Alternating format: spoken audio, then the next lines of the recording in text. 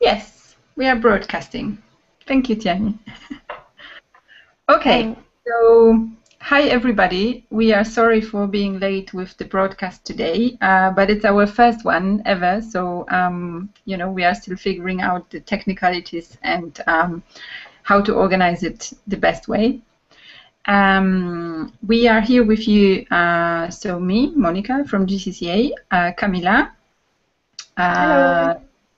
Camilla, who will be joining us from the UK Youth Climate Coalition, and also maybe sometimes possibly for technical support, Tierney from GCCA, but she stays offline.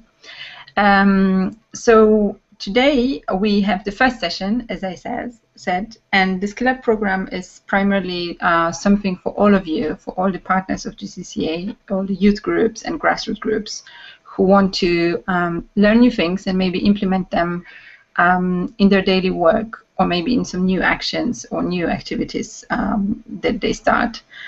And we thought we start with the one which is sort of universal, sort of something that everybody needs, which is working with volunteers. You can, obviously, during the session, you can ask us questions, and I will show you later on, obviously, the Facebook and the Twitter page. So Twitter is @skillup, and the capital letters GCCA, and I will just show it to you right now. And you can also join the Facebook group, which is called Skill Up with the exclamation mark. Yeah, here we go. So I give the floor to Camilla. Hello. Hi. Yeah, I'm Camilla. Nice to meet you all out there. And so I'm going to do my very best to share a little bit of my personal experience on how I have learnt to work better with volunteers and to be a better volunteer and to support other volunteers better. So just from the get-go, this is something that has developed and evolved over the last, I think, 3.5 years that I've been involved in the UK Youth Climate Coalition. And this is certainly my story of how things have worked for me. But I think one of the key things that I have worked out and have learned is that what works for one person doesn't always work for everyone. So I'm happy to share the experience I've had and some of the ideas that I have, but please bear this in mind and think about what would actually work for you. And I think that's really important. Unfortunately, there's no magic solution on how to manage volunteers, but there are lots of hints and tips which can help you along the way and help you sort it out. So yeah, Monya's just sharing a picture of me. This is me holding a capacity building sign because I'm a big fan of capacity building, which is why I agreed to do this today. But yeah, so since I've been in the UK Youth Climate Coalition, I've done lots of different roles. I started off as a coordinator for a power shift, which was a massive jump in the deep end, and it was really tough because I had to recruit the whole team and get things started, and I'd never really campaigned on climate change before. Unfortunately, that project never came to a head. It never happened. So that was quite an experience, and learning how to deal with that with volunteers and help them feel like they've achieved something. And that was for me as well as much for them, like, that we had achieved something, we had informed lots, and we made lots of progress, even though the event didn't happen. And that can certainly be something that's a challenge. And then I did some outreach in Scotland where I was living at the time, and I worked with lots of different organisations and kind of brought the youth voice and the youth word into all of that kind of side of things. After that, I joined the international team in the UK Youth Climate Coalition and became a delegate, and I went to Bonn and I also went to Doha. And during that time, I particularly campaigned on education and climate change, but was involved a lot in the support and development of the delegation. We have a training project which works really effectively and is a really good way to get buy-in from volunteers, but I'll talk a little bit more about that later. And then after that, I was the co-director. So we are a flat organisation. We don't have a hierarchy, but we do have co-directors, and we find this is quite useful so that we can have certain people who, although they may not steer the entire direction of the organisation, they can kind of harness it. So they got all the energy from everyone else and they bring it in, and together they can join up the different teams. So we have an international team, a national team, a community team, and then we have an operations team. It also allows us to have some responsibility for the legal and financial side of things, which can be something that in volunteer organisations not many people necessarily know a huge amount about. But there is often a legal or financial responsibility there, so that's kind of how we manage that. And I was co-director for a year, and now I'm still involved in the international team, and I do a lot of translation, I would say. My job, in my day job, I work in international climate change politics, and I do a lot of work with UKYCC, kind of trying to bring my work that I do in my day job to my youth campaigning, and try and tell those sort of political stories and bring it in so that we can have more agile campaigning that's more effective. So yeah, that's just a little bit about me. And then what I wanted to start with, just a really simple way to kind of have a think about volunteer management and what is at the core, what are the things that we really need to think about when we're working with other volunteers. So I just kept it very simple.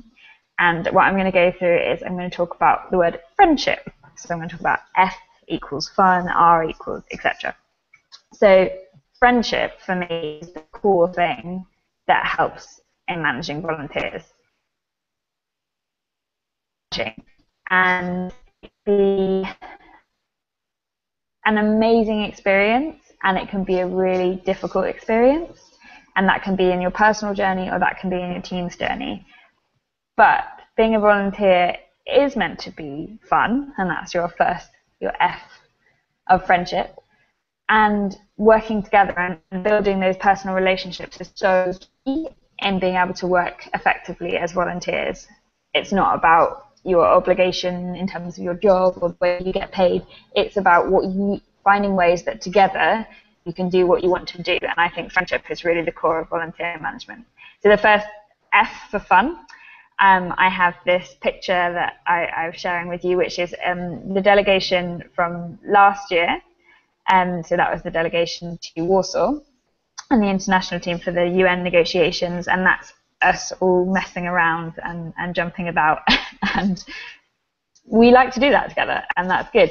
And we always have a bit of a joke in UKYCC that we say, it's not fun, it's not worth doing. And I don't think that's entirely the case. I think sometimes we have to do things which aren't fun because they're really important to be able to facilitate more fun. But I think fun is often the ultimate goal and something we should really strive for. So next up, we've got the R in friendship. So the R is for recognition. So one thing I think is really important when you're working so hard together is that you celebrate. And this can be something that's really easy to forget. And I think it's also something that activists aren't very good at, because we spend a lot of time trying to change the world. And when we change it a little bit, we're like, oh yeah, but there's another huge mountain that we've got to climb.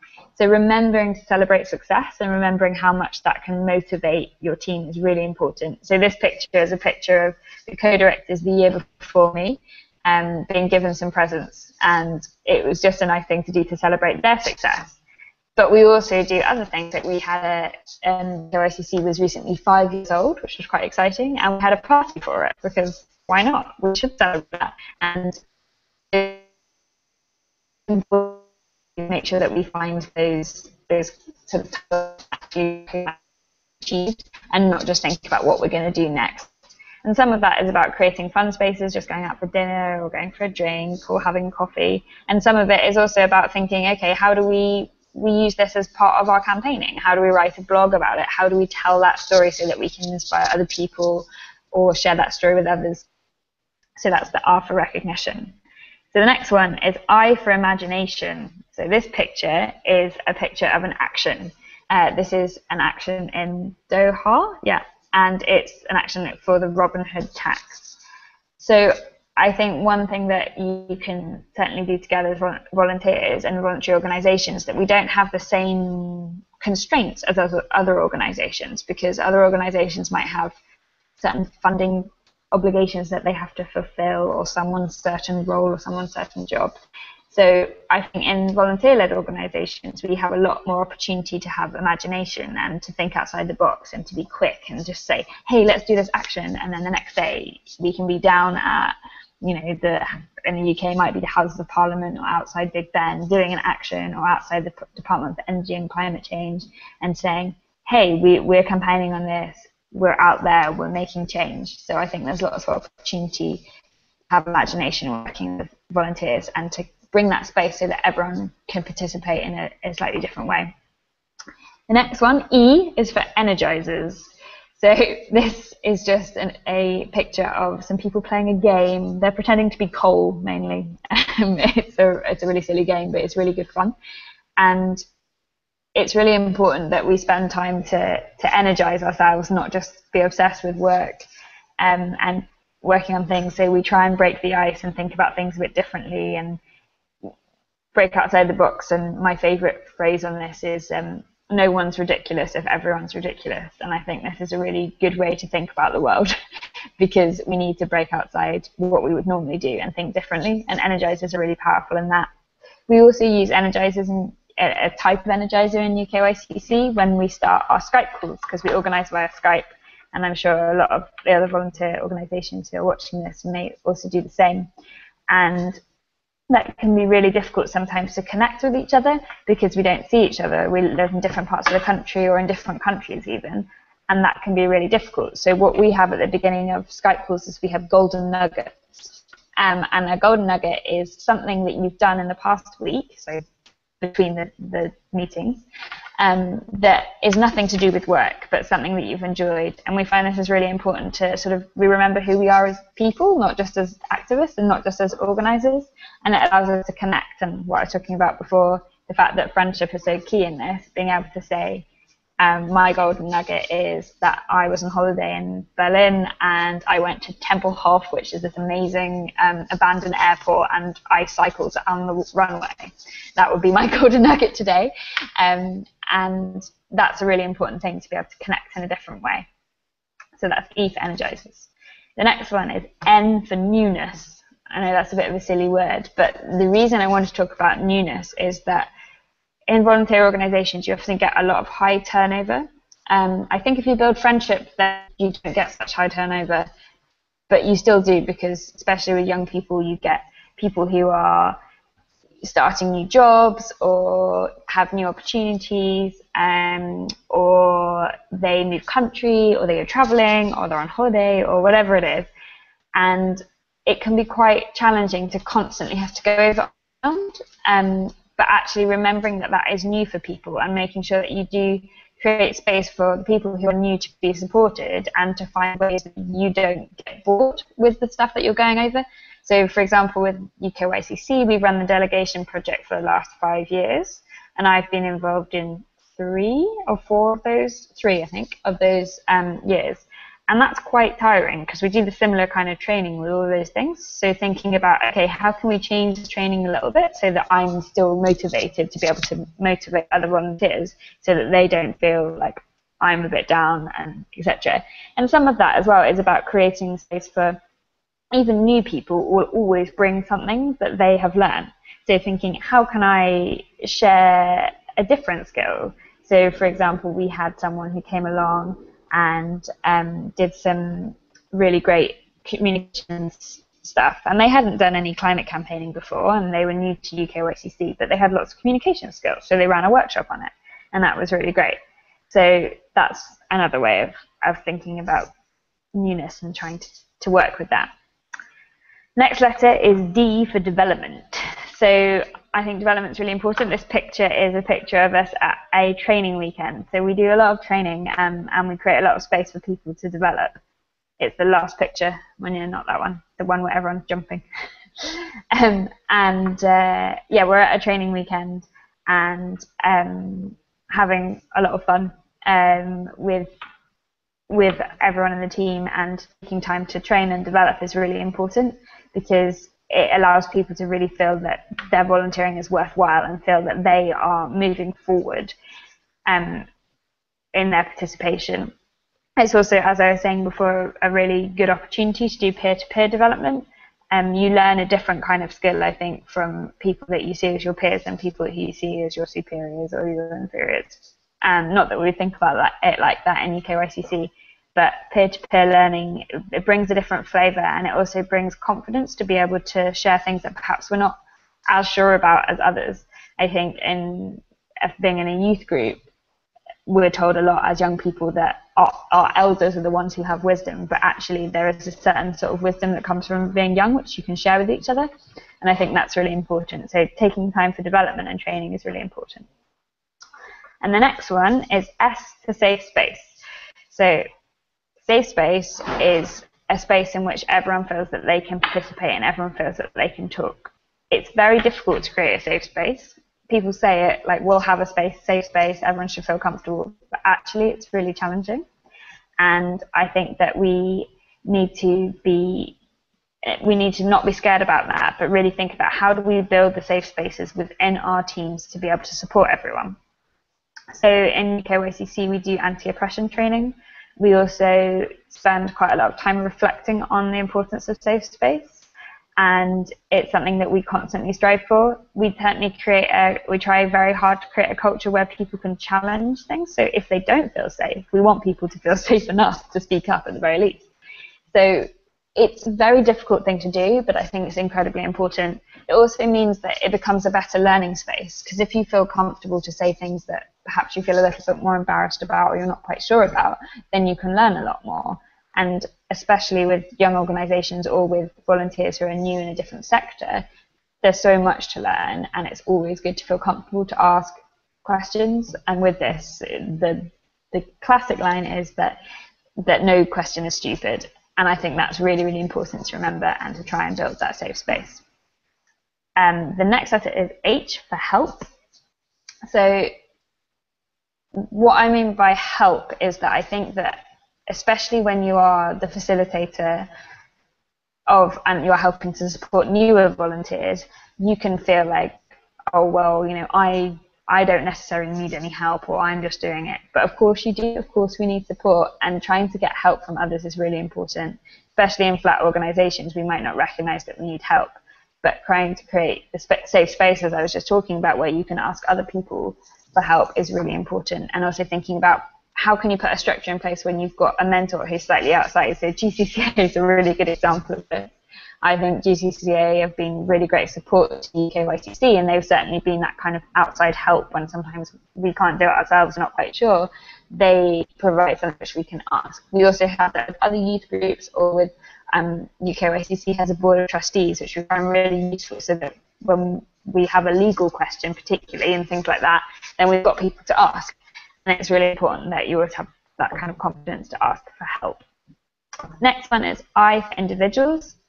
And this is just a reminder that although we work as teams and we really embrace the fact that we're a team, sometimes we do want personal attention. Sometimes we have to really think about what we need for that need, and as an individual, what we want to be able to get out of what we're working on. So one thing that we do in UKYCC is that the co-director tries to do one-to-ones with people. And this is for them to think about, what have you enjoyed recently? What haven't you? Where do you think you want to go next? Where do you think the opportunities are? And really come up with those things that are more personal to those individuals and think about how they can be best supported. And sometimes that personal attention can make a huge difference, and it can certainly keep people involved for much longer.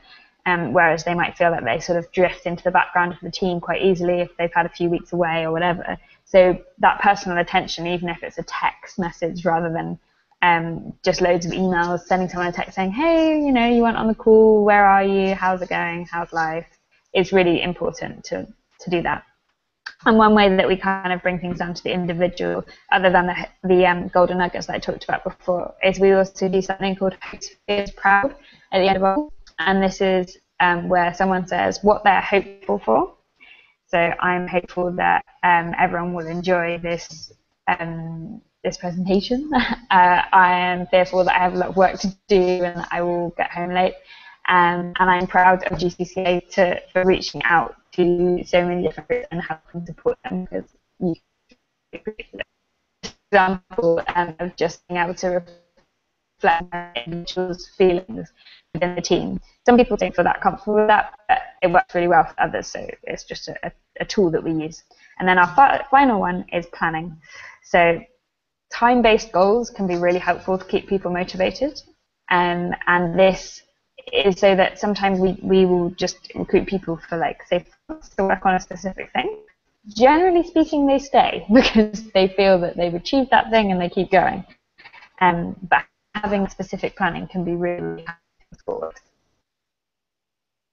So that was my final P for friendship. So I'll just go through the acronyms really quickly. So we had F for fun, R for recognition, I for imagination, E for energizes, N for newness, D for development, S for safe space, H for help, I for individuals, and P for planning. So I hope that was helpful, and I can answer any questions. Super. Thank you very much. So I hope I managed to play all the pictures in the right order for all of you to see. Yeah, pretty much. Yeah, good, great. So that was really insightful, and I think I personally liked a lot of tiny little ideas how to keep people happy and motivated. However, we still have a couple of questions which came through an email actually in the meantime.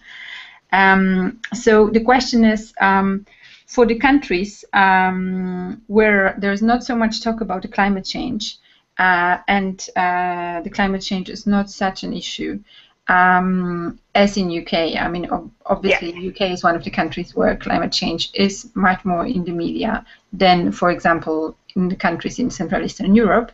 How would you start to reach out to the youngsters? Would you rather, for example, try to first write a project and then try to capture people into doing something together for what you already have?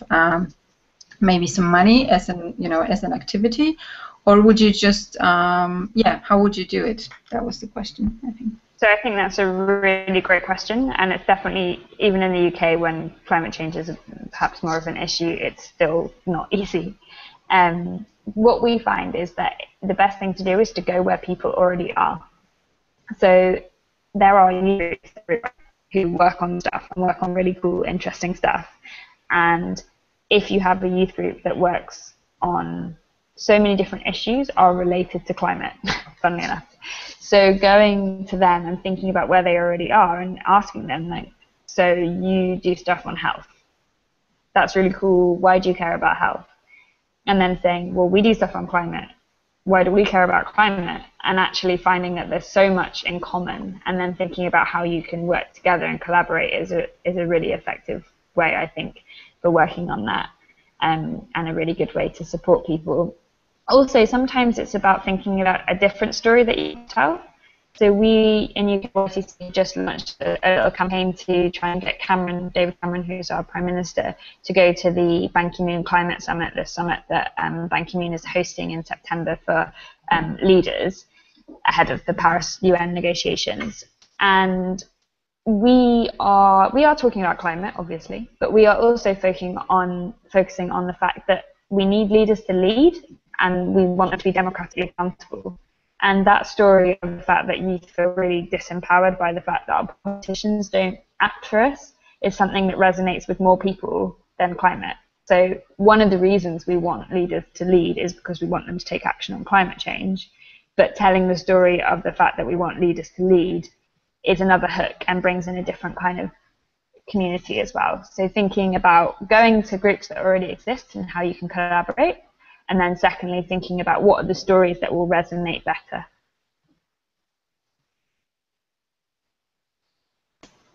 Okay, super, thank you. So there is one more question in the meantime, again, via email, which is a bit surprising, but great. What kind of tasks do you actually give to the volunteers? Or is it the same tasks? So is it democratic, or do you kind of have somebody who oversees a group? How do you work?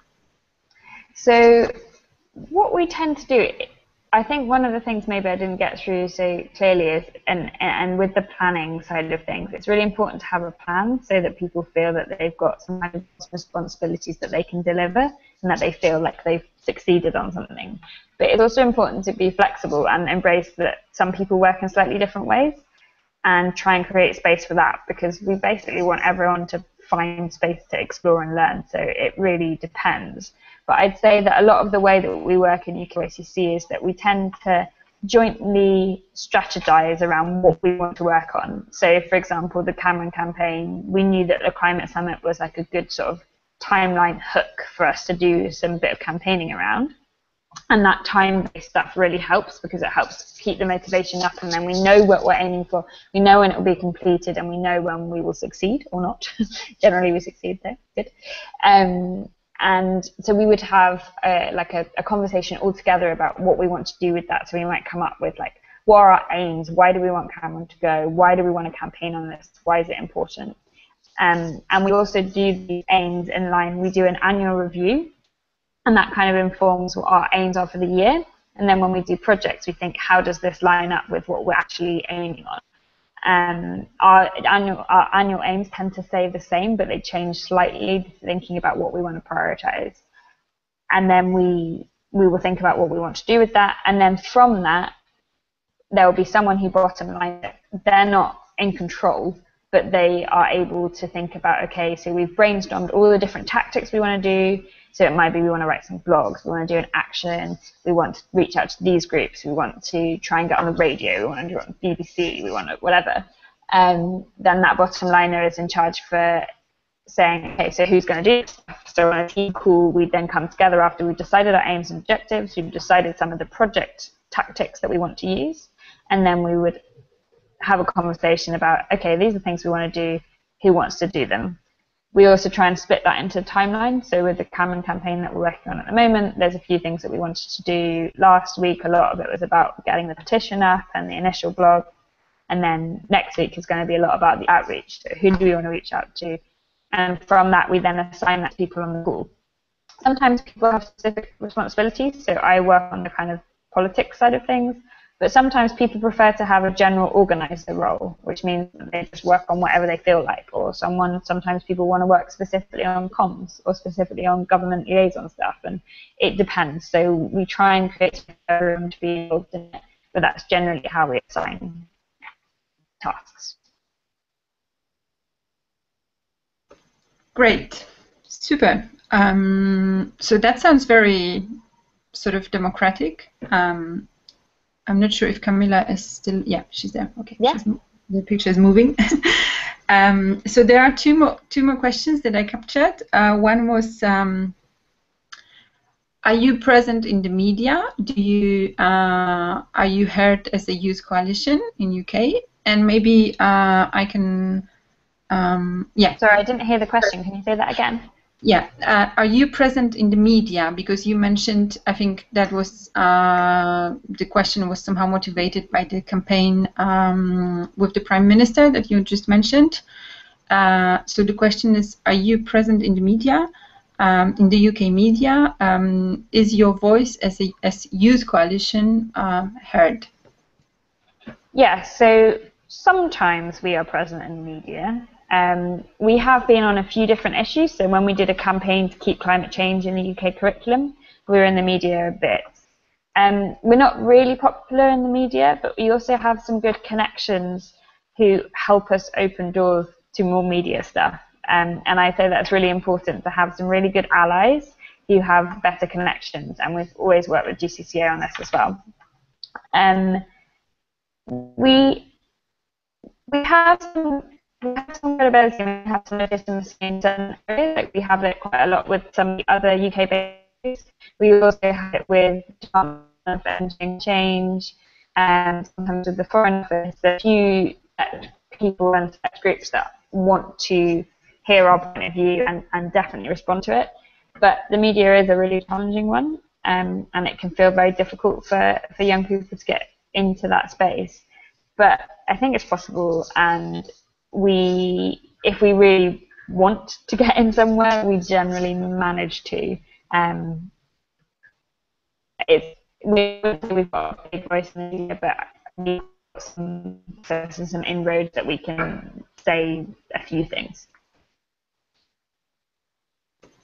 can you just repeat the part after when you said that if we want to get somewhere we can manage, and then on, because I think we just lost you for a second. If you can just repeat the last part, if you can still. I think that was basically it. Fine, we can keep.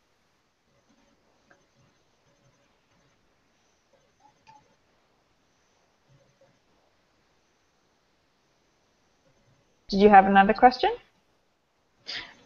Yeah, I think there is one. Wait, well, let me see if we have any more.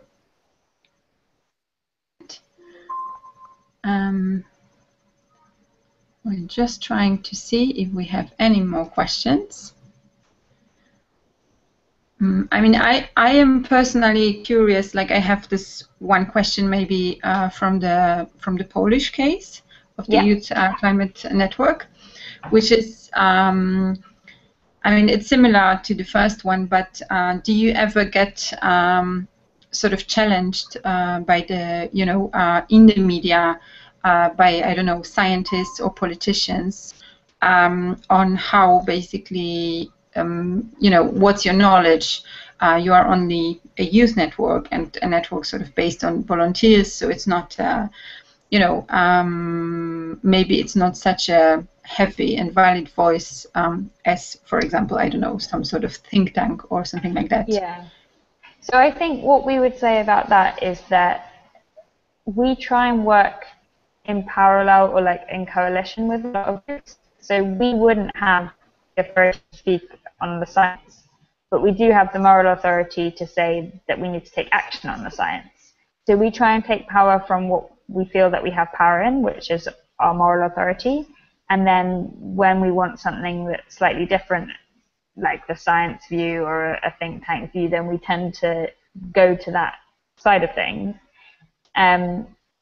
We can normally find, like, for example, so I'll give a really small anecdote, like on the EU 2030 package, which is the European contribution to the UNFCCC, a lot of groups, NGOs were campaigning for a 55% reduction target, and youth were campaigning much more like 72%, 80%. But on 72, there was also, I think it was 72, maybe it's 82, can't remember, sorry. There was also a scientist who had also said that this is what would need to be done if we wanted an equitable thing, an equitable contribution. And I think that's a really useful way of thinking about things. Like, youth shouldn't try to be too pragmatic. Like, we need to be blunt. We need to have that authority. We shouldn't try and be too, like, precise on things. We've got plenty of wonky, boring think tanks who can do that. So thinking about who are our allies, who can we use their information and shout loudly with that.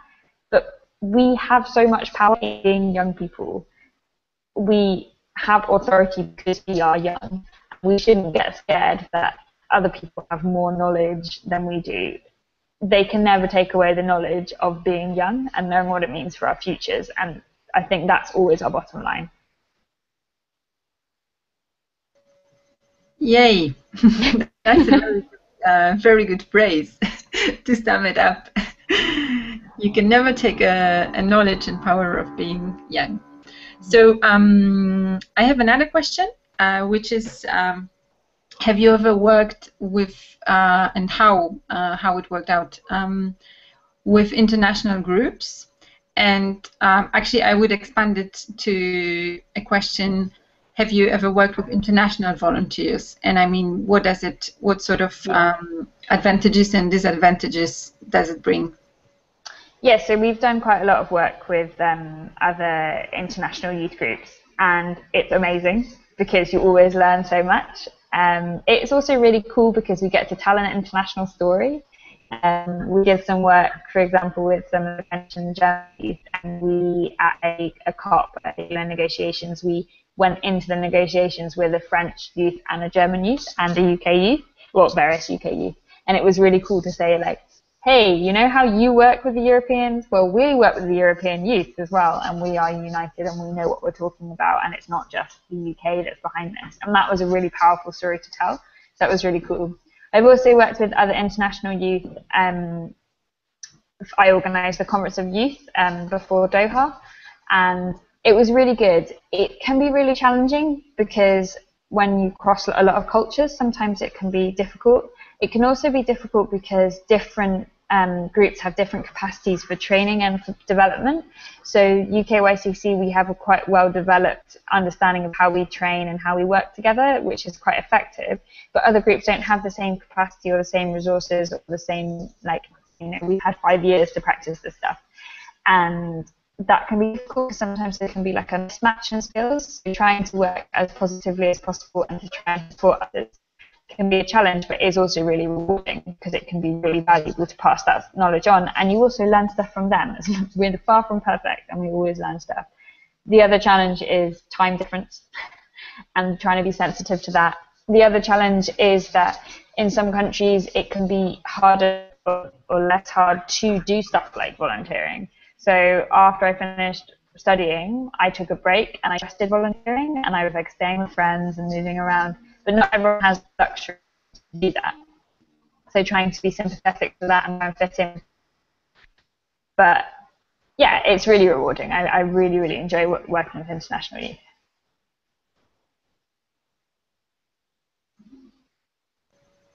Okay, great. I think this is rather interesting things that you are pointing us towards, like cultural differences, or even such a small technical issue like time zone differences, which we also know pretty well in GCCA. We want to say hello to everybody who is watching us, who is actually in their morning, because we are in our quite late afternoon in Europe. So good morning, guys. And I think we have the last question for you, which is basically, right, let me see. What's the role of the youth volunteers delegation at the negotiations? So I understand it's about the UNFCCC negotiations. Yeah. I mean, it's a little bit not about.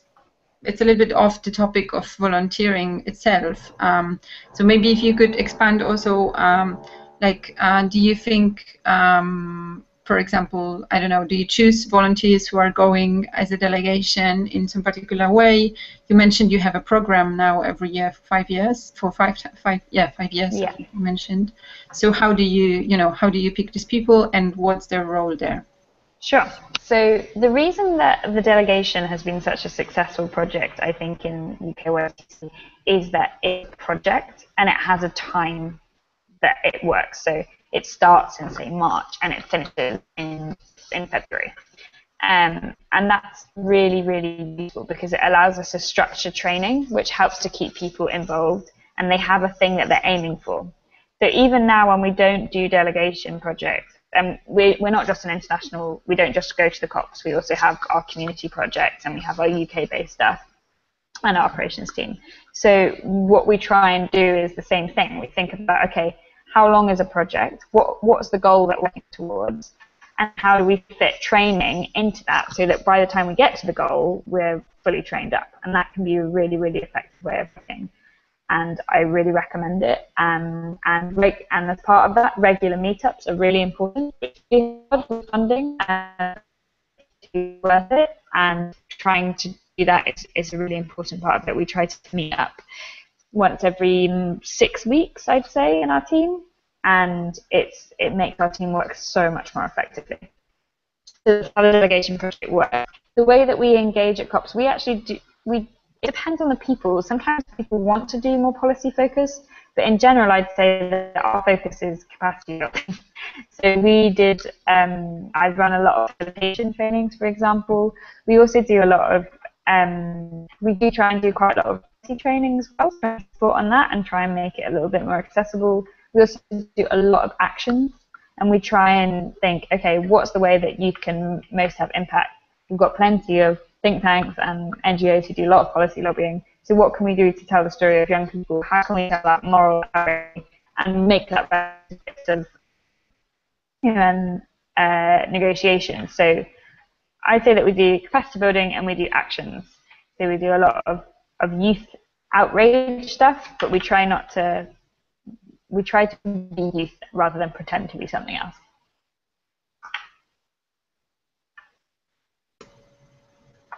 Okay.